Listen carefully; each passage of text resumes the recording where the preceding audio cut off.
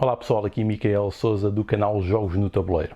Venho fazer mais uma recomendação de 5 jogos, aqui 5 jogos a partirem de um uso que eu acho que é interessante e que pode não ser inovador, em alguns casos foi, mas não tem necessariamente de ser inovador. Eu diria que bem implementado e que, para mim, segundo os meus gostos pessoais, dá-me prazer. No entanto, podem não ser os meus jogos preferidos, mas também existem aqui jogos onde realmente isto é interessante e original o modo como está aplicado. E neste caso consiste no modo como os cubos, como componente, interligam particularmente bem com a mecânica e acaba por ser um modo interessante de usar esta conjugação entre os cubos, entre a mecânica e entre o próprio tema do jogo. E vou falar aqui de 5 jogos numa rúbrica que provavelmente vai ser continuada, porque há vários jogos a usar os cubos de uma forma bastante interessante e em que, em alguns dos casos, não seria de modo algum conveniente remover os cubos e substituir por outra coisa. Porque às vezes surge esta crítica de será que os jogos não poderiam ter outras coisas que não cubos, e porque é que nós andamos sempre, especialmente com Eurogames, tendemos a ser criticados como os empurradores de cubos, que é nem empurrar cubos. Então, um jogo que eu acho que os cubos estão bastante bem implementados, um jogo leve, pelo menos tendo em conta a maior parte dos jogos que eu vou aqui falar, é o Imhotep. E vou abrir aqui o jogo para explicar porquê. Ou seja, consiste num jogo de arquitetura em que estamos supostamente no Antigo Egito a construir alguns dos monumentos que a civilização egípcia construía. Para isso temos barcos em que colocamos cubos ou barcas e estes cubos, que depois existem cores para todos os jogadores, existem estas cores todas, podem ser jogadas a 4. Os barcos vão entrar aqui nas localizações e a partir daí começamos a dispor os cubos. E o modo como os cubos são dispostos, depois vão gerar pontuadores. Por exemplo, aqui os cubos entram assim e depois vão entrar uns em cima dos outros. Vamos estar supostamente a construir um templo. Aqui vamos estar supostamente a construir obeliscos em altura. E aqui supostamente vamos estar a construir pirâmides. E vamos mesmo fazer uma pirâmide. Pelo menos de um modo simbólico que se pareça minimamente com uma pirâmide. Portanto, os cubos são usados como modo de gestão de recursos, alocação de recursos aos sítios, domínio de áreas, mas também construção disto que acabam por ser depois representações dos próprios monumentos. Neste caso, ou seja, acaba por ser uma utilização bastante, eu diria que eficiente e rápida e imediata dos cubos como ação-seleção, ação das ações, alocação das ações aos sítios, domínios de áreas, ou seja, controle da área, acaba por ser um pouco isso, uma espécie também de set collection depois que isso acaba por ser os pontuadores, os conjuntos que se criam. E eu tenho aqui também estes barcos que vocês podem depois fazer, ou pedir a alguém depois faça nas impressoras 3D estes barcos, que ainda fica mais interessante, porque estes tendem a estragar-se à medida que vão sendo raspando. Então temos aqui um jogo mais simples, mas que funciona bem e que acaba por ter um aspecto e presença em mesa interessante por este aspecto tridimensional que os próprios cubos lhe oferecem e fornecem. Outro jogo que tem um sistema de utilização de cubos que eu acho muito bom, mas aqui provavelmente porque eu gosto mesmo muito do jogo, é o Village. Esta é a edição francesa, mas isto não tem dependência nenhuma de texto. Neste jogo estamos a gerir a nossa família, naquilo que será o período de transição entre a Idade Média e o Renascimento, mais coisa menos coisa, em século XV provavelmente. Qual é que é a diferença neste jogo? Vamos ter aqui um tabuleiro com estas localizações, tudo normal, no Eurogame, uma coisa deste género. Este jogo eu também tenho aqui já muitas expansões. Vamos ter o nosso player board, onde temos aqui alguns trabalhadores e que vai registando o tempo. Neste jogo tem a originalidade dos trabalhadores morrerem e vão tendo várias gerações. O que é interessante neste jogo, a nível dos cubos, é que vamos ter aqui vários cubos, com várias cores, laranjas, verdes, rosas, uma série de coisas. E estes cubos vão ser adicionados aqui ao saco. E no início de cada turno vão ser distribuídos pelas localizações. Estes cubos representam conhecimento e sabedoria. E vão ser estes cubos que nós vamos apanhando quando fazemos as ações e colocamos os trabalhadores e recolhendo, que depois são necessários para ativar outras localizações. Ou seja, estes cubos representam o conhecimento que os nossos trabalhadores vão ganhando ao fazer as coisas e que necessitam depois para fazer outras coisas. Por exemplo, o conhecimento necessário Vamos ver aqui o tabuleiro então. Por exemplo, é preciso conhecimento para fazer os vários tipos de recursos, mas nós só podemos fazer a ação se retirarmos um cubo que estiver disponível. E depois temos que gastar o cubo respectivo para fazer, ou então usar a mão de obra com o tempo. Isto é realmente, tematicamente é interessante, pode parecer muito abstrato, mas é interessante, porque realmente estamos a usar tempo ou a usar os cubos que são conhecimento.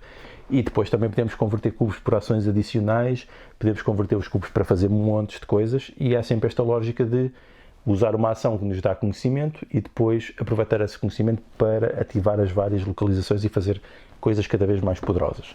Pode ser aleatório a quantidade exata de cubos que saem em cada turno. Nós nunca sabemos bem, mas eles são dispostos no tabuleiro e então a partir daí a informação é conhecida por todos. Outro jogo em que eu acho que o sistema de cubos também é bastante interessante, do modo simples, também é um jogo mais simples, é o Walnut Grove. Aqui os cubos simbolizam recursos também, normal. Existe aqui também uma caixa que eu tenho para guardar os vários cubos. Existem azuis, amarelos, castanhos, brancos e pretos, que representam várias coisas, cereais, peixe, madeira, por aí fora. O que tem de interessante é que nós temos o nosso tabuleiro individual, vou pôr aqui, em que temos trabalhadores das várias cores, também são aqui uns peões normalíssimos, das várias cores. Eu vou pôr aqui alguns que são os que começam, por exemplo, assim uma coisa do género. E depois nós temos peças tipo Carcassonne, em que vamos adicionar aqui às localizações. Imaginem que eu estava a localizar isto e depois adicionava aqui isto, qualquer coisa deste género. As várias peças criam depois padrões da mesma cor e têm sítios para cubos. O que significa que quando eu vou atribuir o meu trabalhador a esse local, vou ver a quantidade de peças de áreas que compõem este grupo, portanto estavam aqui duas amarelas, quer dizer que isto produz 2 cubos desse recurso e que vão ficar armazenados no campo segundo a quantidade que tem para pôr cubos, que vai variando também. Portanto, é uma mecânica muito simples de conjugar o tile placement, que tem cubos, com os cubos que representam, que depois também representam os recursos que podem ser armazenados nos próprios locais onde são produzidos. Portanto, é um modo também muito simples de fazer esta representação da produção e da armazenagem, tendo um elemento espacial e tendo a conjugação com o worker placement e com a produção de recursos. Agora, um dos meus jogos preferidos, que também usa os cubos de um modo que eu acho também muito interessante, é o braço, aqui o braço Birmingham. Vamos só fazer um exemplo. Vamos abrir aqui só esta secção, serve perfeitamente para o que se pretende. Vamos pôr aqui os cubos. Existem muitos jogos a fazer isto, a colocarem aqui cubos para simbolizar o mercado. Este faz exatamente isso. Vamos pôr aqui, isto, pronto, aqui uma série de... Não vou encher isto tudo, não vale a pena, vou só pôr alguns. Vou fazer aqui o exemplo. Pronto, aqui cubos, está tudo desordenado, mas para o efeito serve. Imaginemos que o mercado está assim, isto simboliza a quantidade que está disponível no mercado e os preços correspondentes. Tem aqui os preços, sabemos quanto é que custa cada um, é uma coisa semelhante, uma coisa parecida mais ou menos com o que existe no Power Grid, também é assim parecido.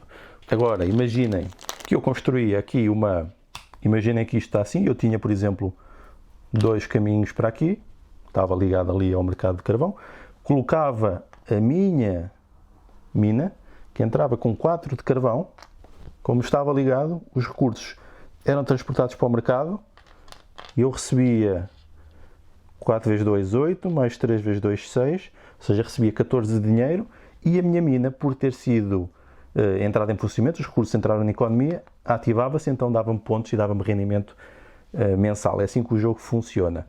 E se eu fizesse, por exemplo, aqui uma siderurgia que permite gerar ferro, construía, punha aqui, isto gerava também 4 de ferro, ou de aço, neste caso, e os cubos também iam para aqui para o mercado e também me dava rendimento e isto também ativava, passava a dar. No entanto, se o mercado estivesse cheio e isto não acontecia, os cubos, por exemplo, ficavam lá,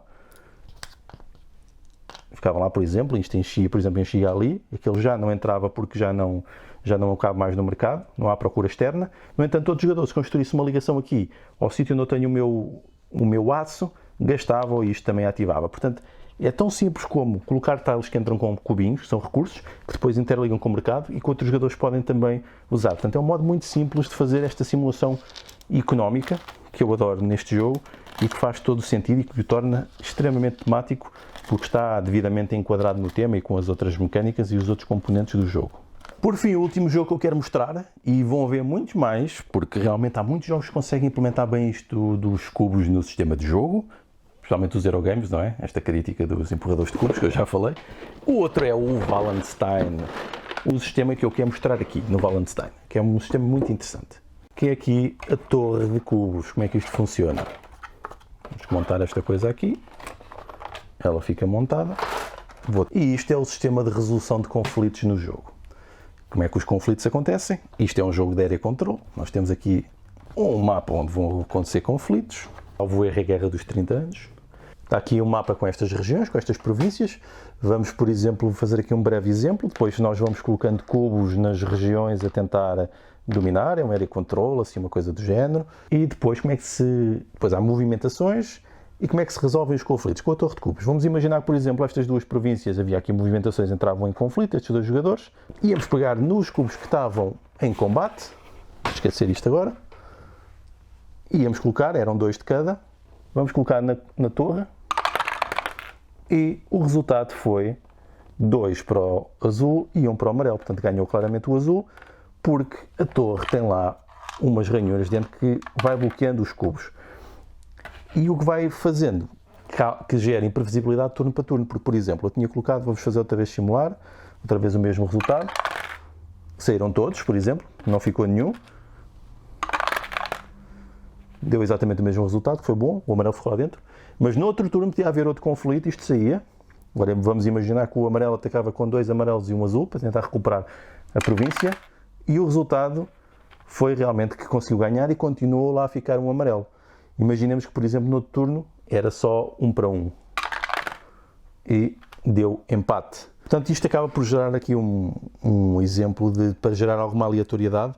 No entanto, temos a noção de que não é como o lançamento de um dado, porque existe interligação entre as jogadas de uns turnos para os outros, porque os cubos continuam lá caso não tenham saído.